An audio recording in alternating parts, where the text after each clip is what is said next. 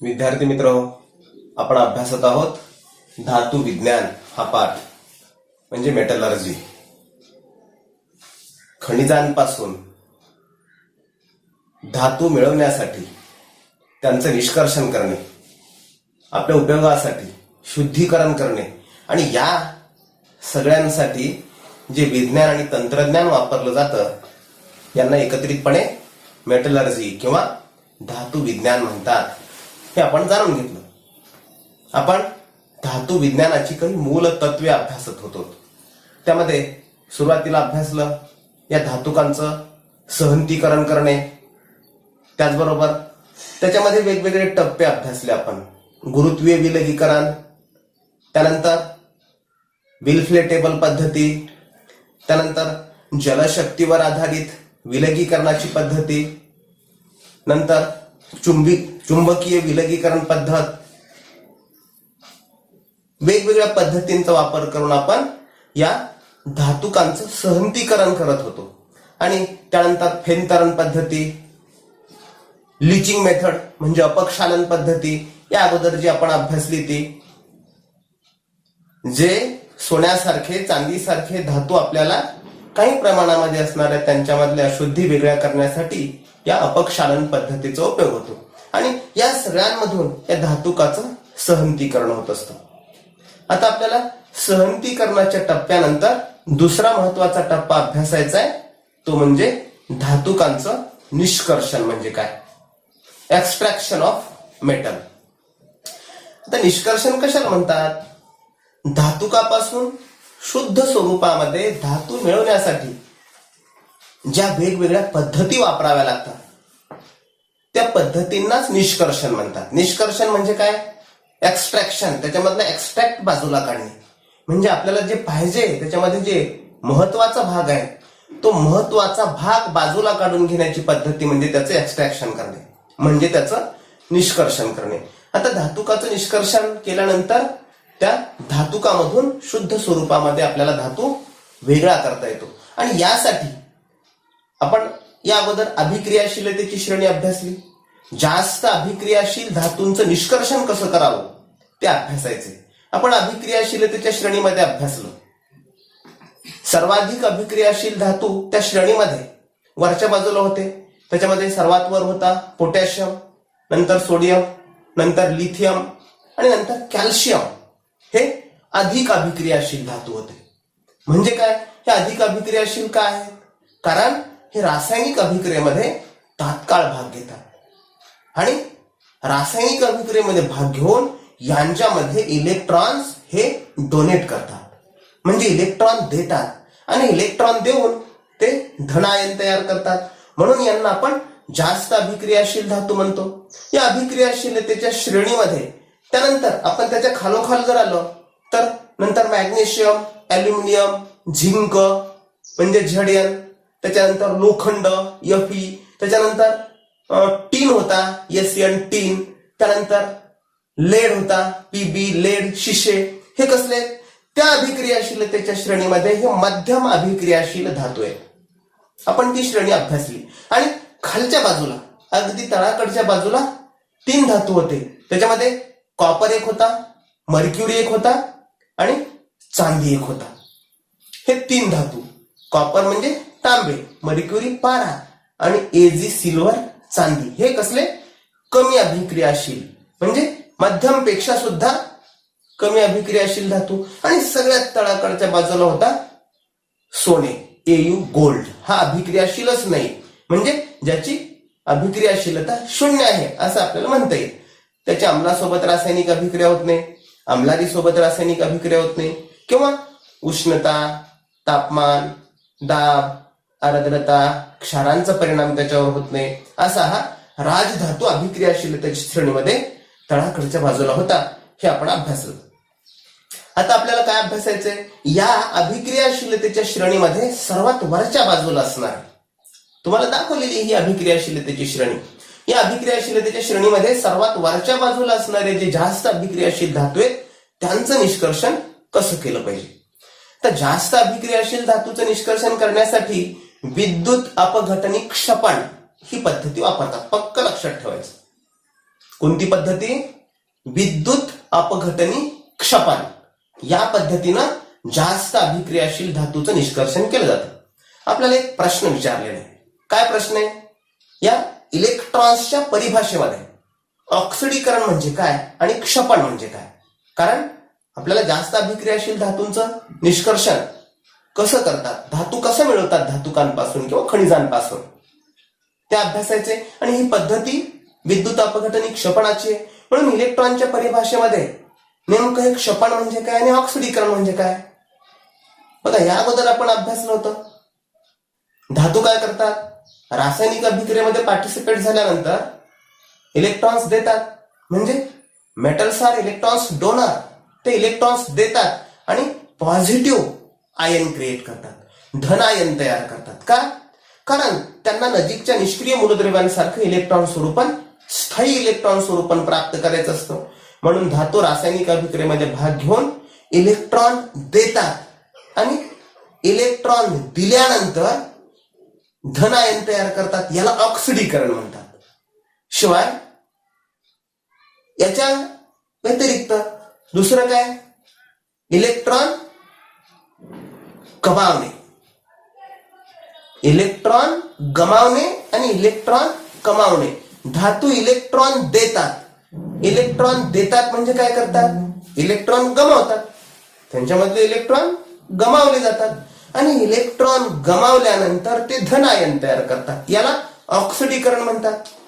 तर अधातू काय करतात? इलेक्ट्रॉन स्वीकारतात. म्हणजे non metals R electron acceptors आणि they create negatively charge ion. ते ऋण आयन तयार करतात. म्हणजे इलेक्ट्रॉन्स गमावणे म्हणजे ऑक्सिडीकरण, तर इलेक्ट्रॉन्स कमावणे म्हणजे क्षपण. आपल्याला इलेक्ट्रॉनच्या परिभाषेत कशाला म्हणतात ऑक्सिडीकरण आणि कशाला म्हणतात क्षपण, असा प्रश्न विचारलेला आहे. आपल्याला या पद्धतीने हे सगळं सांगता येईल. म्हणजे काय? तर धातुकांपासून धातू मिळवायचे आपल्याला. धातू कशाला म्हणतात हे आपण या अगोदर अभ्यासलं. खनिज म्हणजे काय याचा पण आपण अभ्यास केला. आता धातुकांपासून त्याच्यामधल्या ज्या अशुद्धी आहेत, त्या अशुद्धी कोणत्या असतात? कार्बोनेटच्या स्वरूपामध्ये असतात, सल्फाईडच्या स्वरूपामध्ये असतात, ऑक्साईडच्या स्वरूपामध्ये असतात किंवा काही मृदा अशुद्धी असतात. या सगळ्या अशुद्धी वेगवेगळ्या पद्धतीनं आपल्याला बाजूला काढता येतात. याबद्दल आपण जाणून घेतलंय. आणि धातुकांपासून धातू मिळवण्यासाठी त्याचं निष्कर्षण करतात. आणि निष्कर्षण केल्यानंतर जे जास्त अभिक्रियाशील धातू आहेत ते काय करतात? इलेक्ट्रॉन गमावतात. म्हणजे इलेक्ट्रॉन देतात आणि इलेक्ट्रॉन दिल्यामुळं धन आयन तयार होतात आणि त्या धन आयनांपासून आपल्याला धातू मिळवता येतो. आता हे कसं करतात? विद्युत अपघटनी पद्धतीने करतात. मी सांगितलं विद्युत अपघटन म्हणजे काय? एखाद्या धातूचं क्षार पाण्यामध्ये विरघळवल्यानंतर त्याच्या जलीय द्रावणामधून जर आपण विद्युत धारा प्रवाहित केली तर हे अगोदर अभ्यासलेलं आहे. तर काय होतं? धातूच्या ज्या क्षाराच्या द्रावणामधून विद्युत धारा प्रवाहित केली असता विद्युत धारा प्रवाहित होते. त्याला आपण विद्युत अपघटनी म्हणतो. आणि मग विद्युत अपघटनीमध्ये होतं काय? तिथं विद्युत अपघटनीमध्ये इलेक्ट्रोड असतात दोन प्रकारचे. एक धन इलेक्ट्रोड असतात, दुसरे ऋण इलेक्ट्रोड एक असतो आणि धन इलेक्ट्रोड एक असतो. आणि यामध्ये धन आयनांचं क्षपण करावं लागतं. तर ऋणायन हे बघा इलेक्ट्रोलिसिस करताना, विद्युत अपघटन करताना इलेक्ट्रोड मध्ये कुठले कुठले दोन इलेक्ट्रोड असतात? एक कॅथोड असतो आणि दुसरा एनोड असतो. कॅथोड म्हणजे काय? ऋणाग्राला आपण कॅथोड म्हणतो. मग ऋणाग्रापाशी काय होईल बरं? ऋणाग्र म्हणजे काय? जो कॅथोड म्हणतो, ज्याच्यावर ऋण आयन आहे, तिथं कोण जाईल? धन आयन जातील आयनांचं विलगीकरण केल्यानंतर. म्हणजे कॅथोडवर धातू जमा होतो तर एनोड पाशी वायू मुक्त होतो. कशामधला? आपण ज्या धातूच्या क्षाराचं इलेक्ट्रोलिसिस करतोय, ज्या धातूच्या क्षाराचं अपघटन करतोय, त्यावेळेस धन आयनांचं क्षपण करावं लागतं आणि हे अभिक्रियाशील धातूंचं क्षपण होत असतं. आणि अभिक्रियाशीलतेच्या श्रेणीमध्ये सर्वात वर कोण आहे? अधिक अभिक्रियाशील धातू आहेत. कोणते कोणते? आता सांगितल्याप्रमाणे उदाहरणार्थ सर्वात वर सोडियम, त्याच्या अगोदर सोडियमच्या सुद्धा वर कोण आहे? पोटॅशियम आहे. पोटॅशियमच्या नंतर सोडियम आहे, सोडियमच्या नंतर लिथियम आहे, नंतर कॅल्शियम आहे. हे सगळे काय करतात? इलेक्ट्रॉन गमावतात आणि यांच्याकडे इलेक्ट्रॉन गमावण्याची सर्वाधिक क्षमता असते आणि धन आयन तयार करतात. शिवाय यांच्या अम्लासोबत देखील सडन रिॲक्शन होते, तात्काळ रासायनिक अभिक्रिया होते आणि अम्लासोबत तात्काळ रासायनिक अभिक्रिया झाल्यानंतर हायड्रोजन वायू तयार होतो. हे आपण अभ्यासलं. आता शिवाय अम्लासोबत तर रासायनिक अभिक्रिया होतेच, परंतु जे सर्वात जास्त अभिक्रियाशील आहेत त्यांची तर कक्ष तापमानाला हवेतील ऑक्सिजन सोबत सुद्धा रासायनिक अभिक्रिया होते आणि हवेतील ऑक्सिजन सोबत रासायनिक अभिक्रिया झाल्यानंतर ते जळतात सुद्धा. मग त्यांच्या निष्कर्षणासाठी ही विद्युत अपघटनी क्षपणाची पद्धती वापरली जाते. उदाहरणार्थ तर कोणत्या? सोडियम सारखा किंवा कॅल्शियम, मॅग्नेशियम या धातूंचं जे क्षार आहे त्याच्या वितळलेल्या किंवा त्याच्या जलीय द्रावणामध्ये क्लोराईडच्या अपघटनानं यांना सोडियमला मिळवलं जातं. सोडियमचं अपघटन करून म्हणजे सोडियम क्लोराईडचं वितळलेलं द्रावण त्याचं इलेक्ट्रोलिसिस करणे किंवा त्याच्या जलीय द्रावणातून विद्युतधारा प्रवाहित करणे, किंवा कॅल्शियम क्लोराईड, मॅग्नेशियम क्लोराईड म्हणजे sodium chloride, calcium chloride, magnesium chloride यासारख्या धातूंच्या क्षारांच्या वितळलेल्या द्रावणामधून विद्युतधारा प्रवाहित केली की कॅथोडवर धातू जमा होतो. का बरं कॅथोडवर धातू जमा होईल? कॅथोडवर ऋण आयन असतात म्हणजे ऋणाग्राला आपण कॅथोड म्हणतो आणि म्हणून त्याच्याकडे कोणते आयन जातील? धन आयन जातील. कारण विरुद्ध प्रभारांच्या आयनांमध्ये आकर्षण असतं आणि कॅथोडवर ऋण प्रभार असतो म्हणून धन आयन कॅथोडकडे आकर्षले जातात. तर ॲनोड हा धनप्रभारित इलेक्ट्रोड आहे म्हणून त्याच्यावर ऋण आयन तिकडे आकर्षले जातील आणि ॲनोडवर वायू मुक्त होतो. आपल्याला याचं उदाहरण सांगितलेलं आहे सोडियम क्लोराईड. सोडियम क्लोराईडचं अपघटन कसं होतं? याची रासायनिक अभिक्रिया आहे. धनाग्रावर काय होतं आणि ऋणाग्रावर काय होतं? आता सोडियम क्लोराईडला जर आपण त्याचं पाण्यामध्ये त्याला विरघळवलं किंवा वितळलं, उष्णता दिली सोडियम क्लोराईडला, तरी देखील तो वितळतो किंवा जळतो सुद्धा. मग सोडियम क्लोराईड आपल्यामधला एक इलेक्ट्रॉन देतो आणि ती रासायनिक अभिक्रिया कशी होते सोडियमची? सोडियम क्लोराईडला पाण्यामध्ये विरघळल्यानंतर ही कशावरची रासायनिक अभिक्रिया आहे? ऋणाग्रावरची. ऋणाग्रावर होणारी रासायनिक अभिक्रिया हा सोडियम पाण्यामध्ये विरघळल्यानंतर सोडियम काय करतो? सोडियम आपला स्वतः मधला एक इलेक्ट्रॉन, आपल्याला इलेक्ट्रॉन स्वरूप पण माहिती आहे सोडियम, जाणवांक किती आहे? 11. अणुअंक 11 आहे. इलेक्ट्रॉनिक कॉन्फिगरेशन 2, 8 आणि 1 आहे. म्हणजे बाह्यतम कवचामध्ये एक इलेक्ट्रॉन आहे सोडियमच्या आणि त्याला नजीकच्या निष्क्रिय मूलद्रव्यांप्रमाणे स्थायी इलेक्ट्रॉन स्वरूपण प्राप्त करण्यासाठी काय करावं लागेल? आपला एक इलेक्ट्रॉन द्यावा लागेल.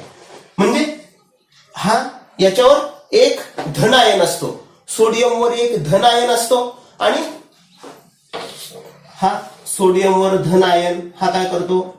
एक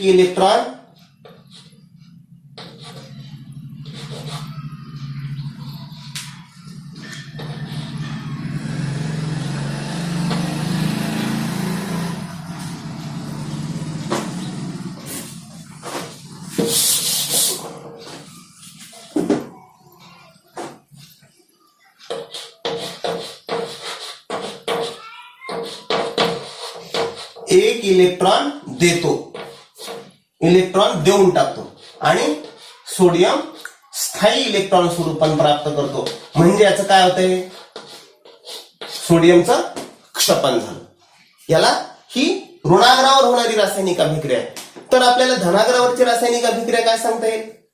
सोडियम क्लोराईडच्या त्याच्यामध्ये सोडियम मध्ये दुसरा जोडीला कोण असतो? क्लोरीन असतो. मग क्लोरीनचं ऑक्सिडीकरण होतं. कसं होतं क्लोरीनचं ऑक्सिडीकरण? तर हे क्लोरीन ह्याच्यावर क्लोरीनचं इलेक्ट्रॉन स्वरूपण काय? 2, 8 आणि 7. म्हणजे त्याच्या बाह्यतम कवचामध्ये किती इलेक्ट्रॉन असतात? 7 इलेक्ट्रॉन असतात. मग त्याला 8 होण्यासाठी काय करावं लागेल?